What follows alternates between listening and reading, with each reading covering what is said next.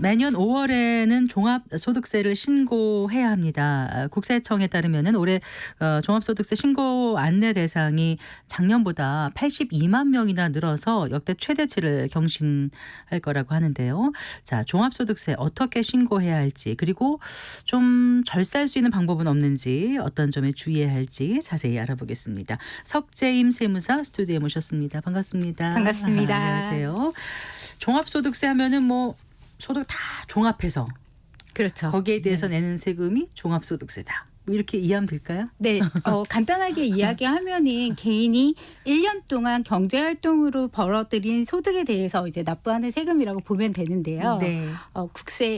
소득세법 기준으로 해서 개인의 소득은 8가지로 나열되어 있어요. 네. 저희 줄여서 입에사 근연기 퇴양이라고 하는데 조금 빠르죠. 입에사 근연기 퇴양. 네, 그래서 이자, 배당, 사업, 근로, 기타, 퇴직, 양도소득입니다. 아, 네, 이 중에서 네. 퇴직과 양도소득 같은 경우에는 분류과세라고 해서 따로 빼고 네. 앞에 있는 6가지를 종합소득 금액이라고 부르는데요. 입에사 근연기. 네. 네. 잠깐만요. 네. 맞죠? 네. 그래서 이 6가지의 소득이 있으면 모두 합산해서 다음해 5월에 종합소득세 신고를 하게 되는 거라고 보시면 되고요. 네. 그리고 추가적으로 예외적으로 6월까지 신고하시는 분들이 있어요. 그래요? 네. 성실신고 대상자라고 해서 네. 일정 정도 매출 이상이 되시는 분들은 그분들이 장부 기장한 것이 적합한지에 따라서 세무사 등에 대해서 확인을 받고 제출하라는 거고 그에 네. 대해서 신고 기간을 한 달 정도 늘려주는 겁니다. 네. 어쨌든 5월 1일부터 5월 31일까지 한 달 동안 신고하고 납부까지 완료를 해야 되는 거죠. 네. 네. 자, 그러면 조금 구체적으로 말씀을 해주세요. 아까 뭐라 그러셨죠? 입에사 근연기까지만 하면. 네. 그럼 이자 배당 같은 경우는 얼마가 돼야 네. 이자 배당 소득 같은 경우에는 연간 2천만 원 이하까지는 그냥 원천 징수 하실 때 이제 받으신 걸로 끝나게 되는데 2천만 원을 초과하게 되는 경우에는 네. 금융소득 종합과세라고 하는 방식으로 신고를 하셔야 돼요. 네. 그리고 연금소득이 또 1,200만 원을 초과하거나 기타 소득이 300만 원을 초과하게 되는 경우 이런 경우에도 종합소득세 신고를 하시는 거고요. 네. 이자 배당 소득이 2천만 원을 초과하시게 되는 금융소득이 종합과세에 해당하시는 분들 같은 경우에는 이 2천만 원 초과하는 분에 대해서 다른 종합소득과 함께 합산해서 누진세율을 적용받게 되는 거거든요. 네네. 그래서 은행에서 이자나 배당을 받을 때 원천 징수로 이미 세금을 내시잖아요. 네네. 우리가 보통 15.4%라고 알고 계신데 네. 정확하게는 소득세 14%에 지방세 1.4%인 네네. 건 거죠. 네. 그래서 그럼 2천만 원 초과하게 되면 갑자기 세금이 늘어나는 거 아니야 라고 생각하실 수도 있는데 그건 아니고 2천만 원 금액까지는 원천징수 세율로 계산을 하고 네. 초과되는 부분에 대해서 이제 누진세율을 적용받게 되는 부분이라고 생각하시면 되고요. 네. 근데 요거는 또 일반적인 종합소득세 계산하고 조금 다르게 네. 금융소득 비교과세라고 하는 계산 방식을 따르게 돼요. 근데 이걸로 계산을 하면 항상 납부하셔야 되는 금액이 이제 15.4%보다는 높게 나오기 때문에 네, 세금을 더 납부하시게 되는 경우가 발생하게 되는데요. 네. 네네. 근데 개인들 같은 경우에 우리가 이제 이자나 배당이 1년에 2천만 원이 넘는지 안 넘는지 확인하는 게 조금 어렵기는 하잖아요. 네. 받을 때마다 그걸 다 합산해서 두시지도 않고 그다음에 보통은 세후 금액 기준으로 생각을 많이 하세요. 네. 15.4% 네. 이제 공세 받은 돈이 내가 이제 2천만 원이 안 되니까 신고 안 해도 되겠지라고 생각하셨다가 세전소득으로 해야 되는군요. 세전소득으로 해서 나 갑자기 왜 세금 내라고 나왔지? 그래서 아까 말씀하신 82만 명이 늘어나게 된 데에는 네. 그런 영향들도 조금 있다라고 생각해 주시면 좋을 것 같습니다. 네. 근데 양도소득 같은 경우도 1년에 한 건이 모르지만 2건이게 되면은 그것도 합산해서 네. 종합소득세 신고를 해야 된다면서요? 네, 맞습니다. 네. 근데 그것도 이제 두 번째 건을 양도하실 때 네. 앞에 건하고 합쳐서 신고를 하셨다라면은 네. 그 다음에 신고를 따로 안 하셔도 되겠죠. 네. 근데 보통은 이제 건별로 따로 예정 신고를 하시기 때문에 네. 이걸 합산해서 신고하시는 게 필요하다는 겁니다. 그래서 한 해에 두 건을 양도하지 말라는 게 그래서 그런 네, 거군요. 맞습니다. 네, 알겠습니다.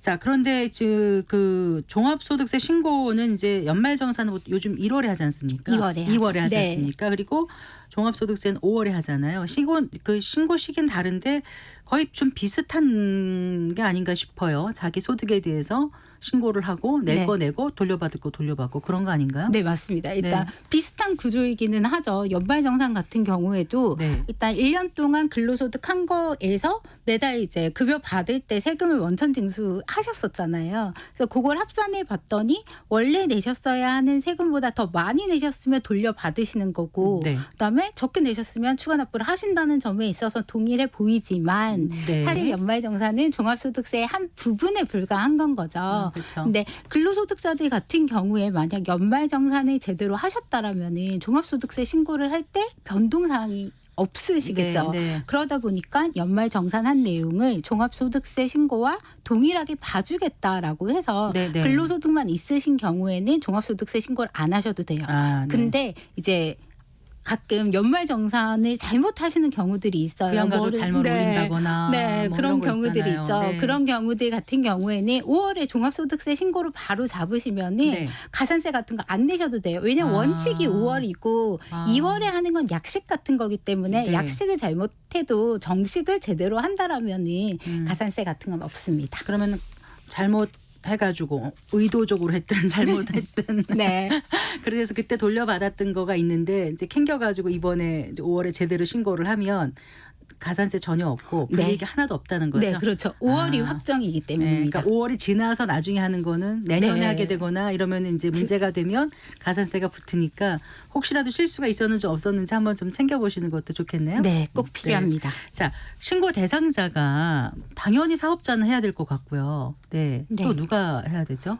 일단 기본적으로 우리가 프리랜서라고 불리는 인적 용역 대상자와 네. 그다음에 개인 사업자들이 해야 된다라는 건 알고 계신데 아까 네. 말씀드렸던 대로 이자 배당 소득이 2천만 원이 넘는다든지 네. 아니면 근로가 있는데 뭐 부수적으로 요즘은 왜 엔잡이라고 해서 네, 배달 네. 라이더라든지 이런 거 맞아요. 하시는 네. 분들 있잖아요. 그런 경우에도 합산해서 신고하셔야 되고 배달 라이더도 이게 다 소득이 잡혀요? 네. 아. 네, 요즘 이제 국세청이 몇천 원씩 배달해가지고 네. 내가 했던 게 다 잡혀요? 네. 아. 왜냐하면은 이제 그거를 지급해주는 측에서는 그거를 다 인건비 신고를 해야지 비용으로 인정을 내가 받을 안 수 해도 상대가 있잖아요. 하니까. 네네. 네. 그렇기 때문에 그런 소득들이 다 잡히기 때문에 예전에는 이거 뭐 모르겠지라고 생각했던 소득들이 나중에 밝혀지면 큰 문제가 그러면 됩니다. 배달 라이더를 했어요. 정말 궁금한데 얼마 정도 이상 하면 이게 신고 대상이 되는 거예요? 사실 사업소득은요. 네. 1원이라도 발생하면 무조건 종합소득세 신고 대상이세요. 눈물 날 것 같아요. 열심히 배달했는데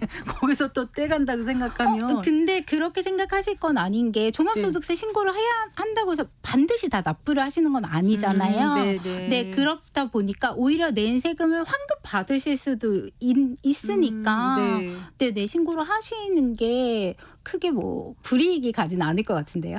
그런가요? 네. 그러니까 소득이 아주 많은 사람이 이제 그 배달 라이드를 할 확률은 좀 낮은데 네. 소득이 어느 정도 되는데 내가 정말 급해서 배달 라이드를 뛰었단 말이에요. 근데 합해가지고 소득 구간이 어느 정도를 넘어버리면 내야 될 확률이 높지 않습니까? 네, 그렇기는 하죠. 네, 어쨌거나 네. 그래서 지금 말씀하신 N 잡러 또 내가 만약에 그럼 내가 대상인지 아닌지 물론 안내도 받았지만 혹시 또 확인하고 싶으면 어떻게 확인을 하면 됩니까? 요즘 5월 1일이 되면 홈택스에 종합소득세 신고 도움 자료라는 것이 오픈돼요. 그래서 네네. 막 이제 5월 2일에 이번에 홈택스가 약간 살짝 마비가 되면서 기사도 나오고 했던 네, 걸로 너무 알고 많이 있는데요. 접속해서. 네, 맞아요.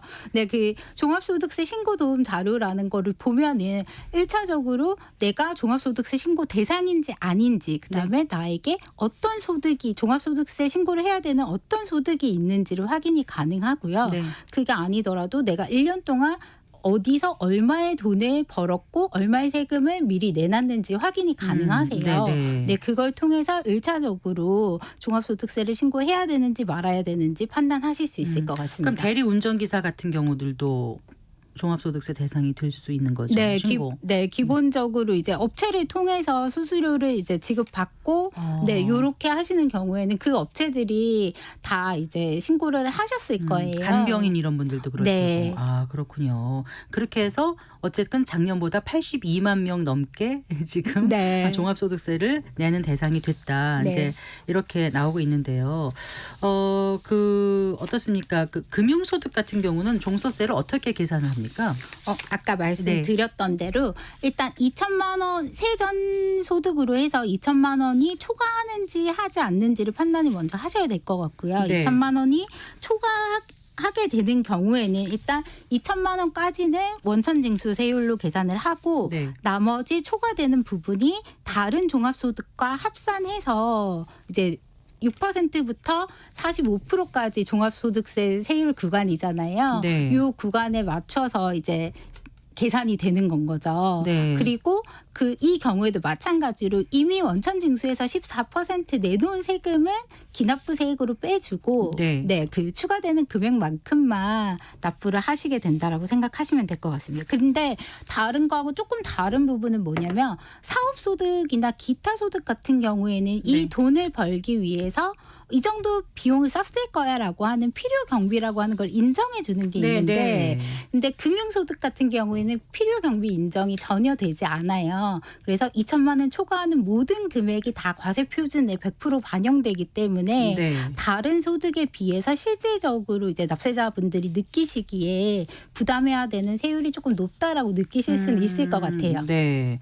그러니까 금융소득, 이자소득, 배당소득 같은 경우는 2천만 원을 초과해야 되는데 초과하지 않을 경우에는 그러면 분리과세가 된다는 네, 건가요? 그 돈 이제 지급 받으실 때 15.4% 원천징수 하신 걸로 끝나게 되는 건 거죠. 그렇군요. 이번에 82만 명이 다 엔잡러이기 때문에 그렇게 82만 명으로 더 늘어난 건 아닐 거 아니에요? 네. 왜 이렇게 늘어났다고 지금 분석들 하고 계세요? 네, 1차적으로는 그 금리가 좀 올랐잖아요. 네. 그러다 보니까 우리가 지금 얘기하고 있는 이런 금융소득 2천만 원을 초과하시게 된 분들이 좀 늘었다라고 하는 것들이 있고요. 그다음에 조금 전에 우리 계속 얘기했던 배달 라이더라든지 이런 엔잡러들의 소득이 매출이 증가한다든지 혹은 창업을 또 하시는 분들이 많이 늘었어요. 네, 그래서 창업자들이 늘어난 부분. 취업이 어려워서 창업하는 분들도 네, 계시고. 네. 그 뭐 다양한 이유들이 있죠. 그다음에 말씀드렸다시피 이전에는 소득으로 이제 잡히지 않았던 부분들까지도 다 이제 소득으로 잡히고 몇 년 전부터 이제 소형 주택 임대 하시는 분들 2천만 원 이하이신 분들도 그 전에는 이제 비과세로 아예 신고를 하시지 않았던 게 이제 종합소득세 신고 기간에 분리과세로 해서 신고를 하게 되거든요. 그런 부분들까지 그래서 소득이 이제 신고해야 되는 대상 소득 자체가 늘어난 부분도 있고 하다고 생각합니다. 근데 임대사업자로 등록을 안 하더라도 1주택자인 경우에도 자기는 다른 데 가서 살고 자기 주택을 이제 세를 줬을 경우에 일부 월세가 되면 그런 경우도 또 신고를 해야 된다는데 그건 주택 가액에 따라 달라지는 건가요? 그런 것도 있고 월세 같은 경우에는 사실은 무조건 다 이제 신고를 하셔야 된다라고 보시면 전세 같은 경우에는 다른데 월세 같은 경우에는 일종의 이제 매달 고정적인 소득이 발생하는 부분이고 근데 월세를 받으시는 분들 같은 경우에는 특히 이제 근로자분들 중에 7천만 원 이하의 대상자들은 월세 세액 공제를 받으시잖아요. 네, 그러면 한쪽에 세액 공제를 준다라고 하는 거는 반대편에서는 이제 과세가 이루어져야 되는 부분인 거죠. 네. 점점 이게 촘촘해져서 빠져나갈 수 있는 그런 여지가 없어지는 것 같아요. 네. 그래요. 근데 저는 궁금한 게 사업소득하고 기타 소득을 어떻게 구분을 하는지가. 사실은 법에서는 사업성 여부에 있어서 계속 반복적인 것인가라고 하는 것을 이제 보는 거거든요. 그래서 성경 아나운서께서는 아마 근로소득 자시죠. 네네. 그렇긴 한데 이렇게 라디오를 방송에 나오시는 게 주업인 분들이 있으시잖아요. 그분들 같은 경우에는 방송 출연을 하고 받는 소득이 사업소득이어야 하는 건 거죠. 근데 저처럼 일시적으로 이제 방송에 나온다든지 원고를 쓴다든지 하는 게 어쩌다 일어나는 경우면 기타 소득에 해당하는 건 거죠. 어떤 지속적이고 주기적으로 이루어지면은 사업소득으로 봐야 된다. 뭐 이런 계속 말씀으로 반복적인 계속 게. 반복. 기타 소득은 그러면 300만 원 미칠 경우는 신고 대상이 아닌 거죠? 네, 근데 그 300만 원도 네. 이게 그 우리가 제가 정확한 표현이 생각이 안 나는데 네. 통장에 입금되는 기준이 아니거든요. 아, 네네. 근데 기타 소득 같은 경우에는 아까 말씀드린 대로 필요 경비라고 하는 것을 네. 인정해 주는 게 있어요. 네네. 그래서 그 필요 경비를 뺀 나머지 금액이 300만 원이거든요. 네. 그래서 그 제가 이제 얘기할 때는 세정 기준으로 750만 원까지는 기타 소득은 종합소득세 포함 안 되세요라고 네. 얘기를 해요. 네. 일반적으로 필요 경비를 60% 인정을 해주는데, 네. 네네. 그래서 그러면은 역으로 40%가 300만 원이 되려면은 네. 750만 원인 거잖아요. 네네. 네네. 그래서 연간에 받은 돈이 300만 원이 아니라 그 기타 소득 금액이라고 하는 필요 경비가 공제된 금액이 300만 원 이상일 때 신고 대상이라고 생각하시면 됩니다. 300만 원 넘으면 세금 나올 것 같으니까 300까지만 하자 이럴 필요는 없겠군요. 일을. 네네. 알겠습니다. 자, 종합소득세 신고 방법이 어쨌든 이번에 처음 하시게 되는 분들 같은 경우는 굉장히 좀 두렵기도 하고 이거 내가 31일까지 제대로 할 수 있을까 뭐 이런 생각하실 것 같아요. 어떻게 해야 되는지 홈택스 들어가서 좀 하는 방법을 간단하게 알려주세요. 네. 일단 제가 아까 말씀드린 대로 홈택스에서 종합소득세 신고 도움 자료를 먼저 보시는 게 저는 가장 중요할 것 네네. 같아요.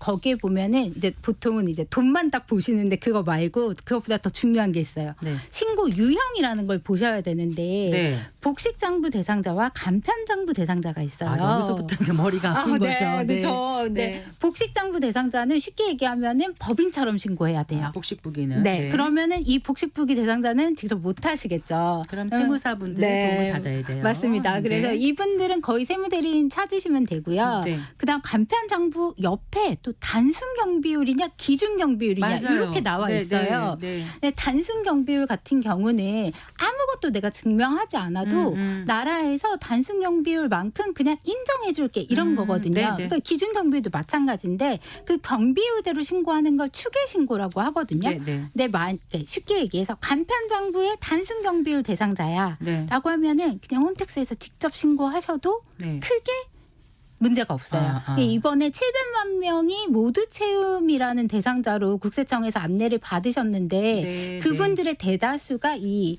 단순 경비율 대상자라고 생각하시면 돼요. 간편장부 단순 경비. 네. 근데 간편장부인데 기준 경비율이다 하면은 갑자기 세금이 확 뛰어요. 네, 네. 근데 왜냐하면 나라에서 증빙 없이 인정해주는 니네 매출 규모로 봤을 때 증빙 없이 인정해주기는 그건 조금 너무한 것 같아인 거거든요. 그럼 이런 기준 경비율 대상자 분들은 증빙 자료나 이런 것들을 잘 모으셔서 평상시에 꼼꼼하게. 네. 간편 장부로 그냥 이제 작성하시면 돼요. 그냥 간편 장부는 그냥 우리 가계부 같은 거예요. 네. 그래서 내가 뭐 4천만 원 벌었는데 이 4천만 원 벌려고 여비교통비 150만 원 썼고 그다음에 뭐 소모품 한 70만 원 샀고 뭐 네. 이런 식의 내용들을 이제 적어주시면 되는 건 거죠. 네. 네. 알겠습니다.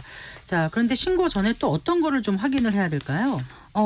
일단 가장 중요한 거는 네. 이제 본인이 이제 뭐 비용이나 매출 이런 것들을 확인하셨으면은 내가 어떤 세액 공제나 감면을 받을 수 그게 있을지. 참 중요하죠. 네네. 네. 그래서 특히나 개인 사업자를 내신 분들 같은 경우에는 창업 중소기업 감면이라든지 중소기업 특별세액 감면, 고용증대 세액 공제 이런 세액 공제 감면 제도들이 많이 있는데 이런 것들을 확인하시는 게 필요하고요. 네. 두 번째는 이거는 제가 이제 조금 주변에 강조 드리는 것 중에 하나인데 기부금 내셨으면은 기부금 영수증 꼭 받아오시라고. 실제로 저희 이제 그 의뢰인 중에 한 분이 세금이 너무 많이 나오는 거예요. 네네. 그래서 제가 여쭤봤어요. 기부금 같은 거 혹시 안 하시냐고. 근데 기부를 하신대요. 네, 깜빡하시는 거죠. 아니요. 몇백만 원이나 하시는데 기부는 순수한 의도로 좋은 의도로 하는 했는데 건데 세금 공제 받는 게 좀 네, 그렇다. 네. 정말 그러세요? 네, 정말 그러신 대단하시군요. 분들 계세요. 그렇기 때문에 근데 말씀드리죠. 그래서 혜택을 더 보셔야 주변에도 더 기부를 많이 하시니까 네. 꼭 이런 거 챙기셔서 네. 세금 혜택 보시라고 올해 말씀드립니다. 못하면 5년 내에 하면 됩니까? 그 수정 신고나 경정 청구는 그렇긴 하죠. 5년까지. 네. 네.